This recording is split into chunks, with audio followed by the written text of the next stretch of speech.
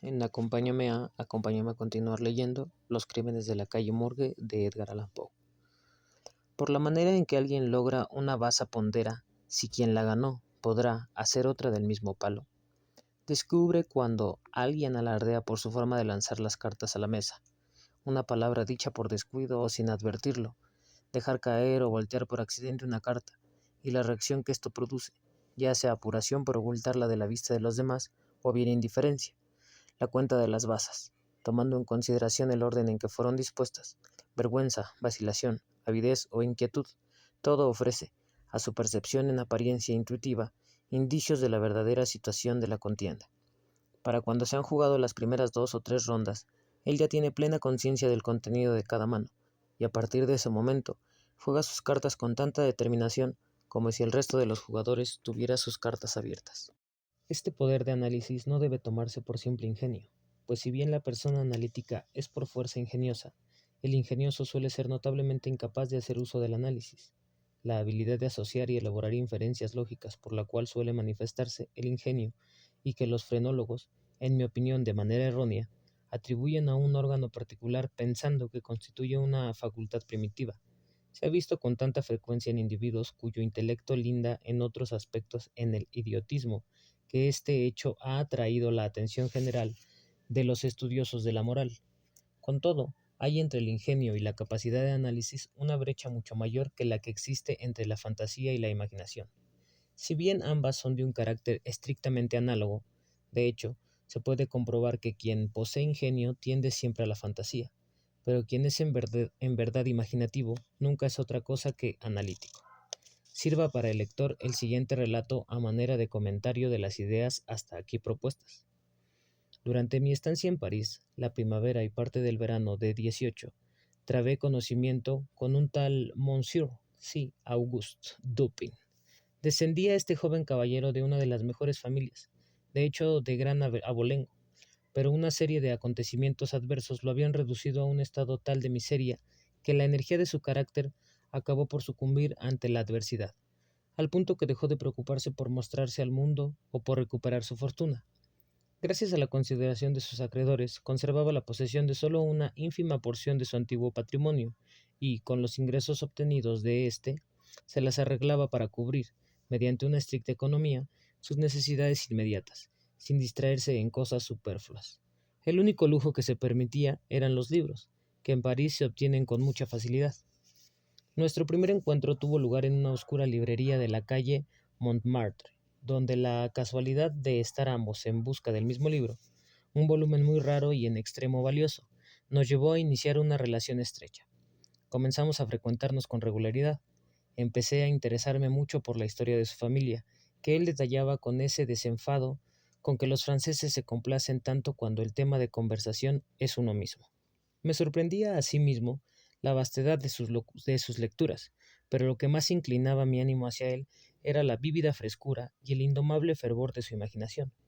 Habiéndome llevado a París la búsqueda de ciertos objetos, consideré que la compañía de un personaje como él sería un tesoro de incalculable valor, y así lo confesé. Al final acordamos compartir el alojamiento el tiempo que durara mi estancia en la ciudad, y puesto que mi situación económica estaba menos comprometida que la suya, me pude permitir alquilar y amueblar en un estilo que se ajustaba al temperamento sombrío y excéntrico que compartíamos. Una vieja y tosca mansión, deshabitada desde hacía tiempo a causa de ciertas supersticiones en las que no inquirimos, y que apenas se mantenía en pie en una lejana y desolada porción del barrio de Saint-Germain. La rutina en la que nuestra vida se desenvolvía en ese lugar, de haber sido conocida por el resto de la gente, habría llevado a que nos consideraran un par de chiflados, si bien por completo inofensivos. Nuestro aislamiento era perfecto. No admitíamos visitas. De hecho, tuve completo cuidado de no revelar a mis antiguos conocidos la ubicación de nuestro refugio. Dupin, por su parte, tenía años de haber perdido todo contacto con la vida social de París. Nuestra existencia transcurría solo para nosotros mismos. Había en mi camarada cierta manía o peculiaridad, ¿de qué otra manera podría llamarla?, a la que fácilmente concedí, como me ocurrió con otras extravagancias suyas. Sentía una total fascinación por la noche. Yo, por mi parte, me rendía a este capricho. Como es natural, la umbría divinidad no moraba en todo momento con nosotros, pero nos la arreglábamos para imitar su presencia. Apenas asomaba la primera luz del amanecer, cerrábamos los póstigos de la casa. Luego encendíamos un par de velas muy perfumadas, a cuya débil y fantasmal luz nuestras almas se ocupaban en sus respectivas ensoñaciones. Leíamos, escribíamos, charlábamos, hasta que el reloj nos avisaba que la noche verdadera estaba por llegar. Nos lanzábamos entonces codo a codo a explorar las calles mientras seguíamos con los temas del día o simplemente deambulábamos, hasta altas horas con la esperanza de hallar en las inabarcables luces y sombras de la populosa urbe el estímulo ilimitado que se ofrece a la observación silenciosa. En esas ocasiones no podía dejar de notar con admiración cierta capacidad analítica característica de Dupin. A pesar de que habiendo conocido de antemano su fecunda imaginación, me inclinaba a esperar en él algo así. Además, el ávido placer con que la ponía en práctica, aun cuando pasara inadvertida para el resto, y no dudaba en confesar el goce que derribaba de ello. Reía por lo bajo y se jactaba de que, comparadas con él, el resto de las personas eran como libros abiertos. Solía respaldar estas aseveraciones dando una prueba directa y sorprendente de cuánto sabía de mí. Entonces, adoptaba una postura fría y abstraída, y su mirada se perdía en el vacío, mientras su voz, que en general tenía una rica tesitura de tenor, se elevaba a un tono agudo que, de no ser por la manera clara y absolutamente deliberada con que emitía sus ideas, habría resultado petulante.